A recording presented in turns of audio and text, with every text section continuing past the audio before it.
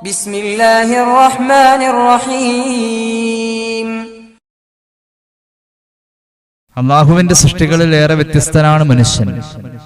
മനുഷ്യനെപ്പോലെ മനുഷ്യനേ ഉള്ളൂ. മനുഷ്യനല്ലാത്ത മറ്റൊന്നിനെയും താരതമ്യം ചെയ്യാൻ പോലും പാടില്ല. അത്ര കണ്ട് ബാഹ്യവും ആന്തരികവുമായ അനുഗ്രഹങ്ങൾ അള്ളാഹു നൽകിയിട്ടുള്ള ഒരു സൃഷ്ടിപ്പാണ് മനുഷ്യരിൽ കാണപ്പെടുന്നത്.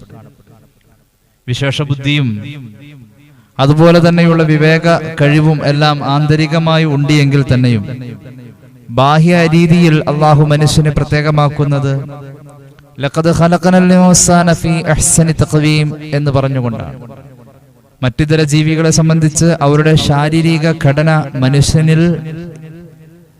മനുഷ്യനിൽ താരതമ്യം ചെയ്യുമ്പോൾ മനുഷ്യൻ ഏറെ വ്യത്യസ്തനും വളരെ ചൊവ്വായ രീതിയിൽ മനോഹരമായ ആകാര ഭംഗിയിലാണ് അള്ളാഹു മനുഷ്യനെ പടച്ചത് എന്നും ഖുർആൻ പറയുകയാണ്.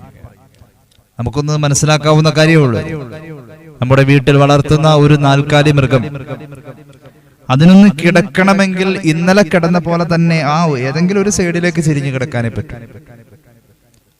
എന്നല്ലാതെ കിടന്നോടത്ത് കിടന്ന് ഉരുണ്ട് മറിഞ്ഞ് തലകുത്തി മറിഞ്ഞ് അങ്ങനെയൊന്നും അതിന് സാധാരണ രീതിയിൽ സാധിക്കുന്നില്ല, അങ്ങനെ ചെയ്യാറില്ല. മനുഷ്യനെ സംബന്ധിച്ച് എങ്ങനെ വേണമെങ്കിലും കിടക്കാം. മനുഷ്യനെ സംബന്ധിച്ച് ഏതെല്ലാം രീതിയിൽ വേണമെങ്കിലും അവന്റെ ശരീരത്തെ അവന് ഉപയോഗപ്പെടുത്താം. ആ രീതിയിലുള്ള ശാരീരിക ഘടന, രണ്ട് കൈകൾ, മനോഹരമായ മുഖം, അവന്റെ മുഖത്തിന്റെ കാന്തി, ചിരി, എല്ലാം മനുഷ്യനിൽ മാത്രമുള്ള ചിരിയും നോട്ടവും അവന്റെ ആംഗ്യ ഭാഷയും എല്ലാം വ്യത്യസ്തമായ ആശയങ്ങളെ പ്രകടിപ്പിക്കുന്നു. മനുഷ്യനിൽ അള്ളാഹു നൽകിയിരിക്കുന്ന വലിയ പ്രത്യേകത. മനുഷ്യൻ എന്ന പദത്തിന്റെ നിർവചനം തന്നെ മനുഷ്യന്റെ ഏറ്റവും വലിയ പ്രത്യേകത പറഞ്ഞുകൊണ്ട് ഹയവാനുൻ നാത്തിഖുൻ എന്നതാണ് മനുഷ്യന്റെ നിർവചനം.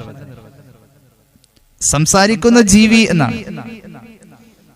സംസാരിക്കാൻ കഴിവുള്ള ജീവി എന്നത് അടിസ്ഥാനപരമായി മനുഷ്യൻ മാത്രമാണ്. മറ്റൊരു ജീവികളെയും അപ്പൊ ചോദിക്കും, തത്തയും മറ്റു പക്ഷികളും ഒക്കെ സംസാരിക്കുന്നുണ്ടല്ലോ. അടിസ്ഥാനപരമായ ആ ജീവിയുടെ സൃഷ്ടിപ്പ് സംസാരിക്കുന്ന രീതിയിൽ അല്ല, അത് പരിശീലനങ്ങളിൽ കൂടി വരുന്നതാണ്. അത് താൽക്കാലികമാണ്.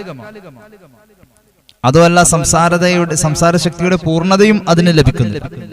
അപ്പോൾ മനുഷ്യനെ വ്യത്യസ്തമാക്കുന്ന അവന്റെ ഏറ്റവും വലിയ പ്രത്യേകത തന്നെയാണ് മനുഷ്യൻ ആരാ എന്ന ചോദ്യത്തിന്റെ നിർവചനത്തിൽ പോലും കടന്നു വന്നിട്ടുള്ളത്. സംസാരിക്കുന്ന ജീവി. അപ്പൊ മനുഷ്യനല്ലാത്ത രീതിയിലേക്ക് സംസാരം അവനെ കൊണ്ടുപോവാണ്. അവൻ സംസ്കാരം നിലനിർത്തുമ്പോഴാണ് അവനിൽ മനുഷ്യത്വം നിലനിൽക്കുക. അല്ലെങ്കിൽ അവൻ മൃഗത്തിന് തുല്യമാണ്.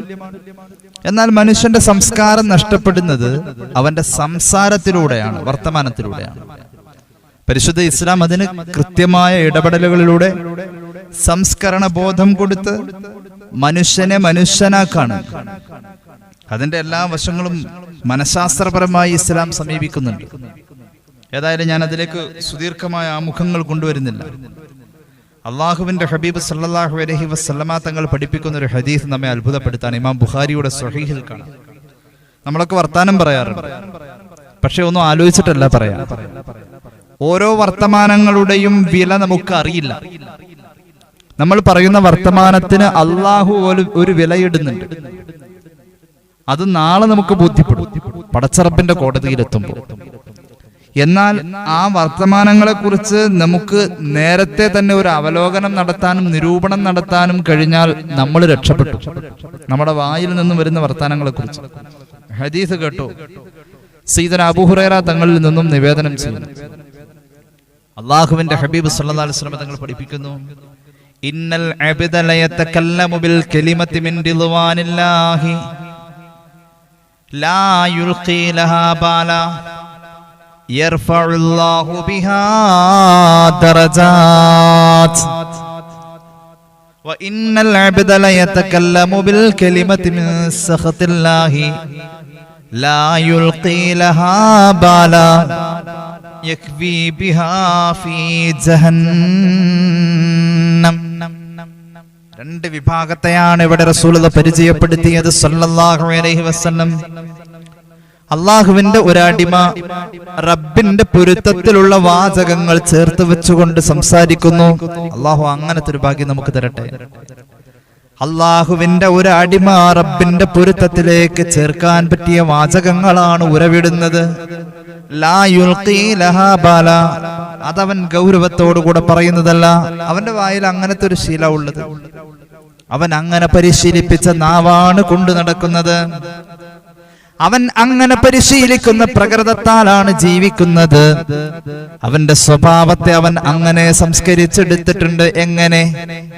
അള്ളാഹുവിന്റെ പൊരുത്തമില്ലാത്ത ഒന്നും പറയൂല എന്ന പരിശീലനത്തിൽ വിജയിച്ചവന്റെ വർത്തമാനത്തിൽ അവൻ പറയുന്നതിനവൻ ഗൗരവം കൊടുക്കുന്നില്ല. അവൻ പറയുന്നതൊക്കെ ഇങ്ങനെ നിത്യ തൊഴിൽ അഭ്യാസം എന്ന് പറയുന്ന പോലെ അവന്റെ വർത്തമാനങ്ങളിൽ ഒന്നും പാപകരമായത് കടന്നു വരുന്നില്ല, ഒക്കെ പുണ്യ കടന്നു വരുന്നത്. അവൻ അതിനത്ര വലിയ ഗൗരവവും കൊടുക്കുന്നില്ല. നിഷ്പ്രയാസം അവന് സാധിക്കുന്നു. ആദ്യമൊക്കെ നമുക്കൊരു പ്രയാസം ഉണ്ടാവും. പടച്ചറപ്പിന് പൊരുത്തമില്ലാത്തതാണോ പൊരുത്തമുള്ളതാണോ പറയുന്നത് എന്നൊന്ന് ചിന്തിച്ച് ആലോചിച്ച് വർത്തമാനം പറയാൻ ആദ്യമൊക്കെ ഒരു പ്രയാസം ഉണ്ടാവും. പിന്നെ അത് ശീലായി കഴിഞ്ഞാൽ കുഴപ്പമില്ല. റസൂലുള്ളാഹി സ്വല്ലല്ലാഹു അലൈഹി വസല്ലം തങ്ങൾ പറയാണ്, അവനങ്ങനെ പരിശീലിച്ചു. പാപം പറയാത്ത നാവ് കൊണ്ട് പുണ്യം മാത്രം പറഞ്ഞവന് റബ്ബിന്റെ പൊരുത്തത്തിലുള്ള വാക്കുകളും വാചകങ്ങളും പറഞ്ഞു ശീലിച്ചു. ഇപ്പോൾ അവൻ പറയുന്ന കാര്യങ്ങളെ കുറിച്ച് അവൻ ആലോചിക്കേണ്ടതില്ല. അവന്റെ വായിൽ നല്ലത് മാത്രം വരുന്ന ശീലമായി കഴിഞ്ഞപ്പോൾ യർഫഉല്ലാഹു ബിഹാ ദറജാത്ത്, ആ ഒരു സ്വഭാവ മഹിമ കൊണ്ട് അല്ലാഹു അവന് വലിയ വലിയ പദവികൾ ഇങ്ങനെ എല്ലാ ദിവസവും നൽകിക്കൊണ്ടിരിക്കുന്നു. ഇത് നമുക്ക് മനസ്സിലാവൂല. എന്താ കാര്യം എന്നറിയോ? നമ്മളങ്ങനെ പാപപങ്കിലമായ വാക്കുകളാണോ പറയുന്നത് എന്നതിനെ കുറിച്ചൊരു വിചാരം തന്നെ ഇല്ലാതെ വർത്താനം പറയുന്നവരാ. ഈ ഹദീസിന്റെ ബാക്കി കേട്ടോ.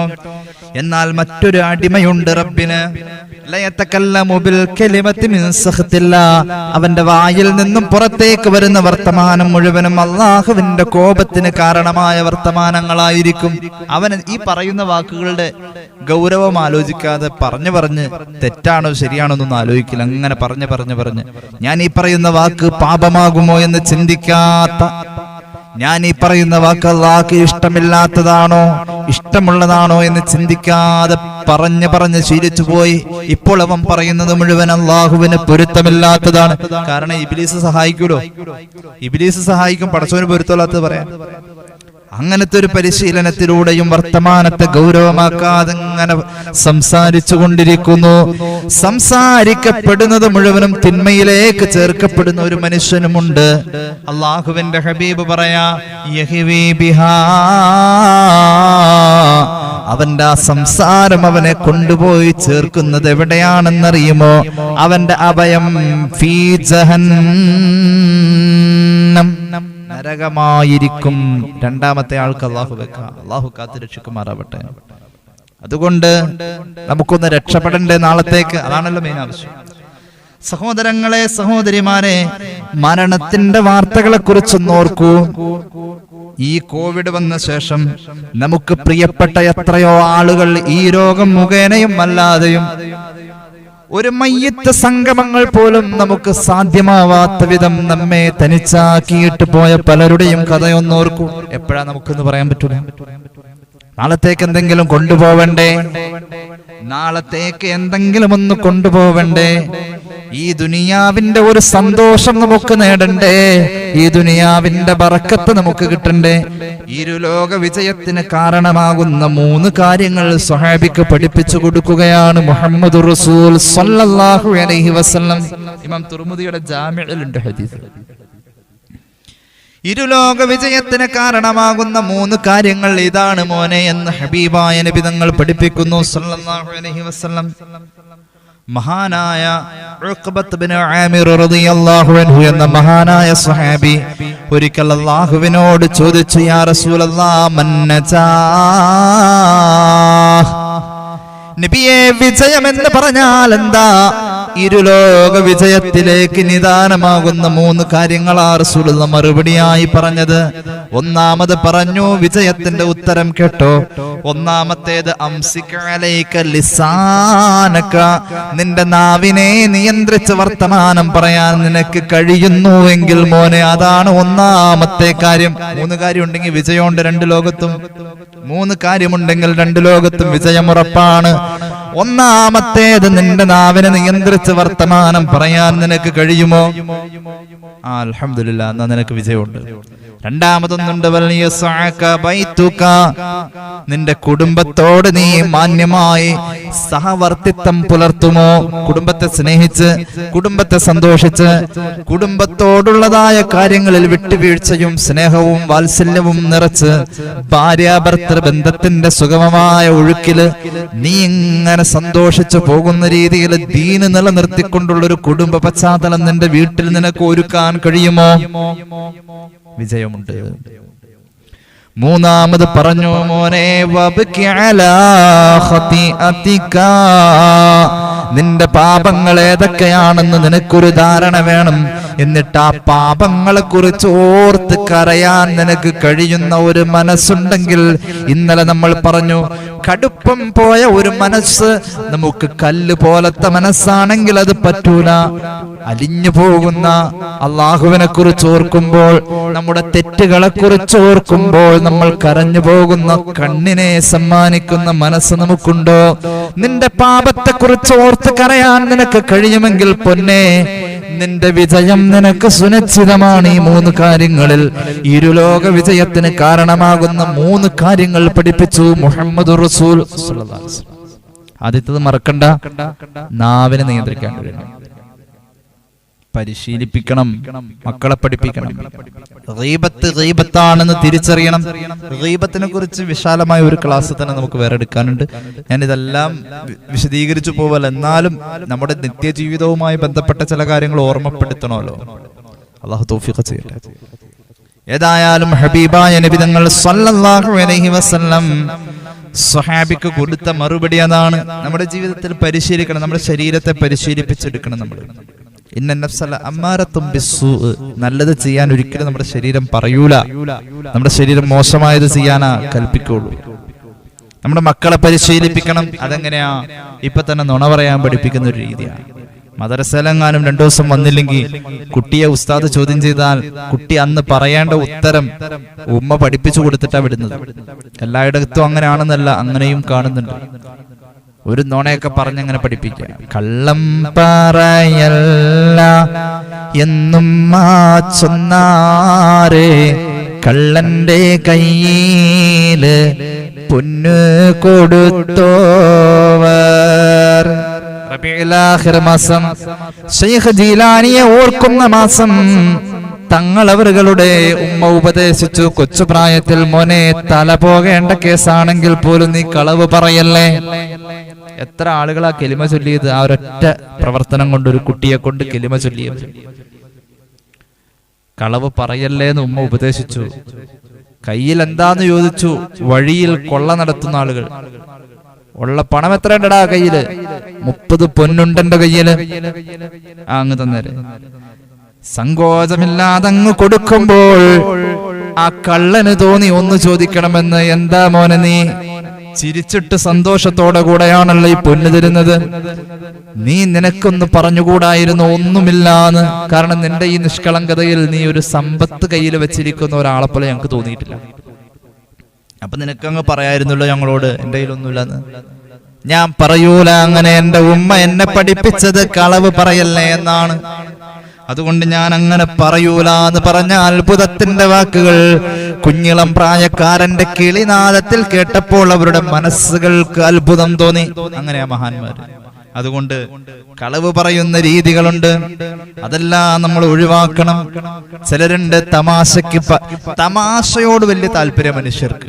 എപ്പോഴും അങ്ങനെയാണല്ലോ. അല്ലെങ്കിൽ നമ്മുടെ ഇപ്പോഴത്തെ ചാനലിന്റെ അവസ്ഥയൊക്കെ എനിക്ക് തോന്നുന്നു കോമഡികളാ കൂടുതലെന്നാണ്. അതുമായി ബന്ധമുള്ളവർക്ക് കൂടുതൽ അന്വേഷിച്ചാൽ ആലോചിച്ചാൽ മനസ്സിലാവും. കോമഡികൾക്ക് വലിയ പ്രാധാന്യം, മനുഷ്യനെ ചിരിപ്പിക്കാം. അത് വല്ലാത്ത ഒരു ട്രെൻഡായി ഏറ്റെടുത്തിരിക്കാം. ട്രോളുകൾ ഇറങ്ങുന്നത് തന്നെ ചിരിപ്പിക്കാനാണ്. ട്രോളുകളെ കുറിച്ചുള്ള ഇസ്ലാമിക മാനമൊക്കെ കഴിഞ്ഞ ക്ലാസ്സിൽ നമ്മൾ പറഞ്ഞിരുന്നു. അപ്പൊ എല്ലാം ചിരിപ്പിക്കുക എന്നൊരു രീതിയിലേക്കാണ്. ചിരിക്കാൻ വേണ്ടി മറ്റൊരാൾ ചിരിക്കുന്നത് കാണാനും കേൾക്കാനും വേണ്ടി നമ്മളൊന്ന് തമാശിക്കാറുണ്ട്. വലിയ അപകടം. തമാശയ്ക്ക് വേണ്ടിയിട്ട് കളവ് പറയുന്നവന് അള്ളാഹുവിന്റെ നാശമുണ്ടാവട്ടെ എന്ന് മുഹമ്മദ് മുസ്തഫ സല്ലല്ലാഹു അലൈഹി വസല്ലം. തമാശ പറയാൻ വേണ്ടിട്ട് ഇങ്ങനെ കളവ് പറയും, ഒരു ലജ്ജയുമില്ലാതെ. അല്ലാഹുവേ കാക്കണേ തമ്പുരാനെ. അപ്പോൾ അങ്ങനെ വലിയ തമാശക്കാരനാവാതിരിക്കുക, അതന്നെ ഏറ്റവും നല്ലത്. കളവ് പറയാ എന്നതിനെ കുറിച്ച് ഖുർആൻ എന്താ പറഞ്ഞത്? നമ്മുടെ കൂട്ടുകെട്ട് തന്നെ കളവ് പറയുന്നതിലേക്ക് നമ്മെ സ്വാധീനിക്കുന്നുണ്ട്. യാ അയ്യുഹല്ലദീന ആമനുത്തഖുല്ലാഹ് വകൂനൂ മഅസ്സാദിഖീൻ. ജീവിതത്തിൽ സത്യസന്ധത നിലനിർത്തി പോകുന്നവരുടെ കൂടെയാണ് നിങ്ങൾ ഉണ്ടാവേണ്ടതെന്ന് ഖുർആൻ. അല്ലാഹു നമുക്ക് തൗഫീഖ് ചെയ്യുമാറാവട്ടെ. സത്യത്തിന് വില കൽപ്പിക്കുന്നവർ, സത്യം പറയുന്നവർ, സത്യം പാലിക്കുന്നവർ, അവരുടെ കൂടെ ആവട്ടെ നിന്റെ ചെങ്ങാത്തമെന്ന് പരിശുദ്ധ ഖുർആൻ. അല്ലാഹു തൗഫീഖ് ചെയ്യട്ടെ. അപ്പൊ സത്യം നമ്മൾ പറയൂ. കളവ് പറഞ്ഞ് മനുഷ്യൻ എന്താ അവന്റെ അവസ്ഥയെ കുറിച്ച് ആലോചിക്കുന്നുണ്ടോ? ഒരു മനുഷ്യൻ അല്ലാഹു വെച്ചിരിക്കുന്നത് 2 പദവിയാണ്. അള്ളാഹുവിന്റെ അടുക്കൽ നമ്മൾ ചൊല്ലുമ്പോൾ ഈ 2ൽ ഒരു പദവി കിട്ടും. അള്ളാഹു അതിലെ നല്ല പദവി നമുക്ക് തരട്ടെ. റസൂലുള്ളാഹി സ്വല്ലല്ലാഹു അലൈഹി വസല്ലം തങ്ങൾ പഠിപ്പിക്കുന്നുണ്ട്. ഇമാം ബുഖാരി മുസ്ലിം ഒക്കെ ഉദ്ധരിക്കുന്നത് കാണാം. ഹബീബായ തങ്ങൾ പഠിപ്പിക്കുന്നു, അബ്ദുല്ലാഹി ഇബ്നു മസ്ഊദ് റളിയല്ലാഹു അൻഹു ഖാല റസൂലുള്ളാഹി സ്വല്ലല്ലാഹു അലൈഹി വസല്ലം ഇന്ന സിദ്ഖ യഹ്ദീ ഇലൽ ബിർരി وإن البر يهدي إلى الجنة وإن الرجل لا يصدق حتى يكون صديقا وإن الكذب يهدي إلى الفجور وإن الفجور يهدي إلى النار وإن الرجل لا يكذب حتى يكتب عند الله كذابا محمد رسول صلى الله عليه وسلم. ഇമാം ബുഖാരി മുസ്ലിം ഈ ഹദീസ് ഉദ്ധരിക്കുന്നുണ്ട്. മനുഷ്യനെങ്ങനെ 2 ആളുകളെയാ ഇവിടെ പരിചയപ്പെടുത്തുന്നത്. ഒരാള് അവൻ സത്യത്തെ ജീവിതത്തിന്റെ ഭാഗമാക്കി എപ്പോഴും സത്യം, സത്യസന്ധത, സത്യവും സത്യസന്ധതയും. അങ്ങനെ അവന്റെ സത്യം അവനെ കൊണ്ടുപോകുന്നത് നന്മ ചെയ്യാനാണ്. കളവ് പറയുന്നവന് നന്മ ചെയ്യാൻ കഴിയില്ല. കുറെ കഴിയുമ്പോൾ അവന്റെ നന്മ അങ്ങനെ നശിച്ചുകൊണ്ടിരിക്കും. കളവ് പറയുന്നവന്റെ നന്മയുടെ ബറക്കത്ത് പോകും, പിന്നെ അവന് നന്മ ചെയ്യാൻ മടിയാവും. സത്യം പറയുന്നവന് നന്മകൾ ചെയ്യാൻ അവന്റെ മനസ്സിന് താല്പര്യം കൂടിക്കൂടി വരും. അതിന്റെ മനഃശാസ്ത്രം അതാണ്. ഹബീബ് പഠിപ്പിക്കുന്നു, അങ്ങനെ സത്യം പറയുന്നവൻ നന്മകളേറെ ചെയ്തുകൊണ്ടേയിരിക്കും. അവന്റെ നന്മകൾ ഇങ്ങനെ കൂടിക്കൊണ്ടിരിക്കും. എന്നിട്ടോ അവന്റെ നന്മ അവനെ കൊണ്ടുപോയി എത്തിക്കുന്നത് സ്വർഗത്തിലായിരിക്കും. അവനെ കുറിച്ച് അല്ലാഹുവിങ്കൽ പറയപ്പെടുന്നത് സിദ്ദീഖ് എന്ന പദവിയുള്ളവനെന്നായിരിക്കും. അല്ലാഹു തൗഫീഖ് ചെയ്യട്ടെ. സത്യസന്ധൻ എന്ന് മാത്രമല്ല, സിദ്ദീഖ് ഒരു പദവിയാണ്. മറ്റേയാൾ കളവ് പറയുന്നത് പ്രശ്നമാക്കാത്ത ആളാണ്. നമ്മുടെ നാവെന്തിനാ അല്ലാഹു തന്നത്? അതിനു വേണ്ടിയിട്ടാണോ? മറ്റേയാള് കളവ് പറയുന്നത് പ്രശ്നമാക്കുന്നില്ല. കളവ് ഇങ്ങനെ പറഞ്ഞുകൊണ്ടിരുന്നാൽ അതിന്റെ മനഃശാസ്ത്രം എന്തെന്നറിയുമോ? ആ കളവ് പറയുന്ന വ്യക്തിക്ക് നന്മയോട് താല്പര്യം കുറയാണ്. ഇതിന് മതഭേദമില്ലാതെ മനുഷ്യനിലുള്ള ഒരു ശാസ്ത്രമാണ് ഈ മനഃശാസ്ത്രം. കളവ് പറയുന്നവന് നന്മയോട് താല്പര്യം കുറയും. എന്നിട്ടോ അവന്റെ കളവ് അവനെ എത്തിക്കുന്നത്, കളവ് പറയല് മാത്രമല്ല കളവ് ചെയ്യലൊക്കെ അതിപ്പെടും. കള്ളത്തരം അവനെ കൊണ്ടുപോയി എത്തിക്കുന്നത് നരകത്തിലായ തെമ്മാടിത്തരങ്ങളിലും കുറ്റകൃത്യങ്ങളിലുമായിരിക്കും. കുറ്റകൃത്യങ്ങൾ അവനെ കൊണ്ടുപോകുന്നത് നരകത്തിലേക്കായിരിക്കും. അവസാനം അല്ലാഹുവിങ്കൽ അവൻ എത്തിപ്പെടുന്ന പദവി പെരുങ്കള്ളൻ എന്ന പദവിയാണ്. നബി മുഹമ്മദ് മുസ്തഫ സല്ലല്ലാഹു അലൈഹി മുഹമ്മദ് സല്ലല്ലാഹു അലൈഹി വസല്ലം. അങ്ങനെ നമ്മളെ ചില ആളുകളുടെ അവതരണ ശൈലി വല്ലാത്ത ശൈലിയാണ്. പ്രത്യേകിച്ച് ഒരു കല്യാണമൊക്കെയാ വരണമെങ്കിൽ ആ ചെറുക്കനെ പറ്റി ഇങ്ങനെ അങ്ങോട്ട് പറഞ്ഞ കേട്ടാ, അല്ലെങ്കിൽ ആ പെൺകുട്ടിയെ കുറിച്ച് ഇങ്ങനെ പറഞ്ഞ കേട്ട വർണ്ണിക്കണ കേട്ടീന ഈ ബ്രോക്കർ പണി എടുക്കണവരൊക്കെ ഉണ്ടാവേ. എല്ലാവരും ഇല്ല. നിങ്ങൾ അല്ലേ ആലോചിച്ചു നോക്കി. നമ്മൾ ഇന്നിപ്പോ ഈ വഞ്ചനയുടെ ലോകത്താണ് നമ്മൾ ജീവിക്കുന്നത്.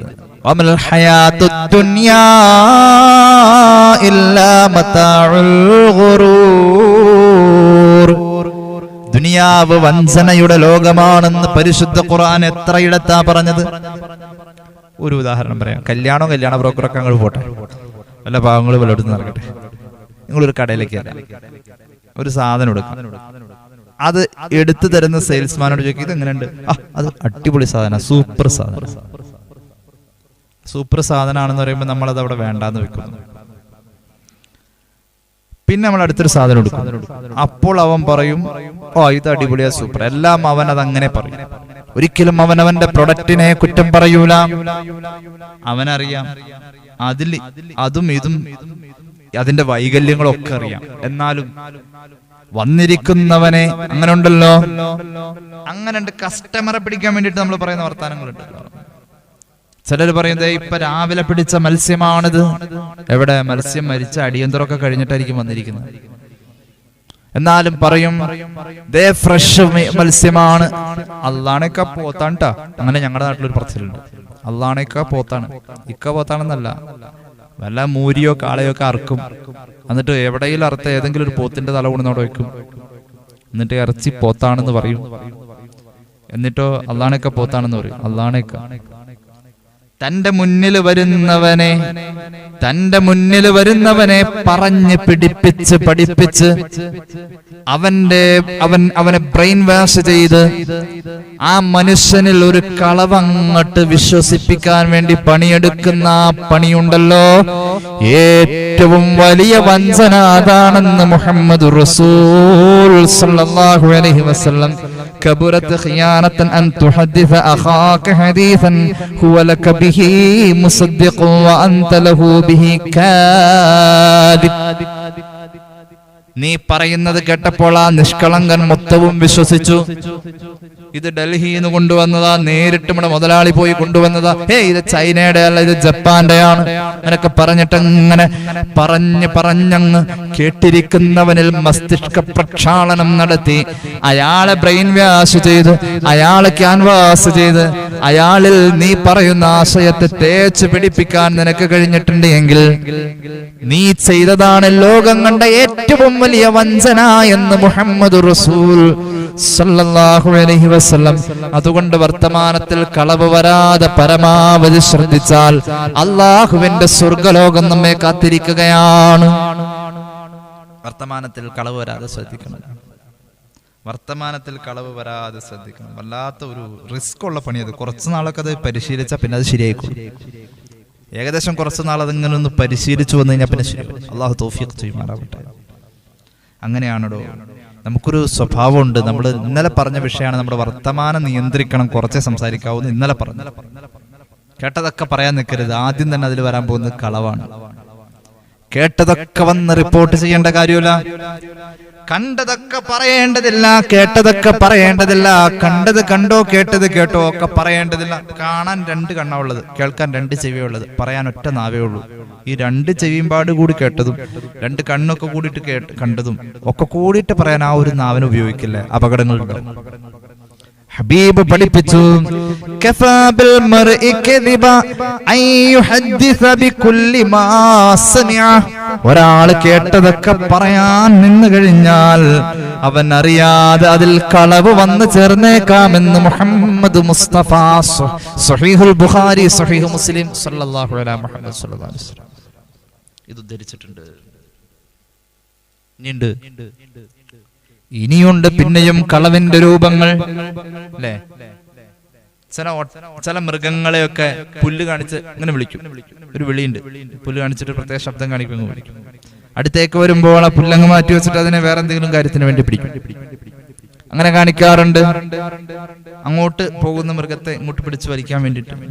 എന്തിനേറെ കുട്ടികളെപ്പോലും പറ്റിക്കുന്നുണ്ടല്ലോ. മിഠായി ഉണ്ടെങ്കിൽ വാന്ന് പറഞ്ഞ് പോക്കറ്റിൽ കൈയിടും. കുട്ടി അടുത്തേക്ക് വരുമ്പോ സ്നേഹം കൊണ്ട് വാരിയെടുക്കും. ആ പോക്കറ്റിൽ കൈയിട്ടതും മിഠായി ഉണ്ടെന്ന് പറഞ്ഞ് പ്രേരിപ്പിച്ചതും കളവാണ്. ആരാ ചിന്തിക്കുന്നത്? മഹാനായ അബ്ദുല്ലാഹിബ്നു ആമിർ തങ്ങൾ കുഞ്ഞായിരിക്കുമ്പോൾ ഒരു സംഭവം ഉണ്ടായി. അബ്ദുല്ലാഹിബ്നു ആമിർ റളിയല്ലാഹു അൻഹു പറയുന്നു, ഞാൻ ചെറുതായിരിക്കുമ്പോൾ എന്റെ ഉമ്മ എന്നെ വിളിച്ചു. റസൂലുള്ളാഹി സ്വല്ലല്ലാഹു അലൈഹി വസല്ലം തങ്ങൾ എന്റെ വീട്ടിലുണ്ട്. അവിടുന്ന് അവിടെ ഇരിക്കാണ്. ഉമ്മ എന്നെ വിളിക്കാണ്, ഹാ തആൽ, മോനെ നീ ഇങ്ങ് വാ, നിനക്ക് ഞാൻ ഒരു സാധനം തരാം. ഫഖാല ലഹാ റസൂലുള്ളാഹി സ്വല്ലല്ലാഹു അലൈഹി വസല്ലം.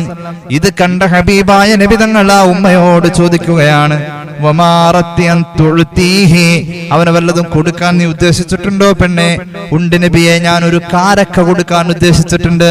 ഹബീബ് പറഞ്ഞു, എന്നാൽ നീ ഇപ്പോൾ കാരക്ക കൊടുക്കുന്നില്ല, വെറുതെയാണ് വിളിച്ചത് എങ്കിൽ കുത്തിബത്ത് അലൈകി കിൽബ, നിന്റെ മേൽ അല്ലാഹു ഒരു കളവ് എഴുതുമെന്ന് മുഹമ്മദ് റസൂൽ സല്ലല്ലാഹു അലൈഹി വസല്ലം. അപ്പൊ അത്രത്തോളം സാധാരണ സംസാരങ്ങൾ, സാധാരണ പ്രയോഗങ്ങൾ, രീതികളിലൊക്കെ കളവ് വരാൻ സാധ്യതയുള്ളതിനെ മനസ്സിലാക്കി ജീവിക്കണം. തൽക്കാലം ഈ വിഷയം ഇവിടെ നിർത്താണ്.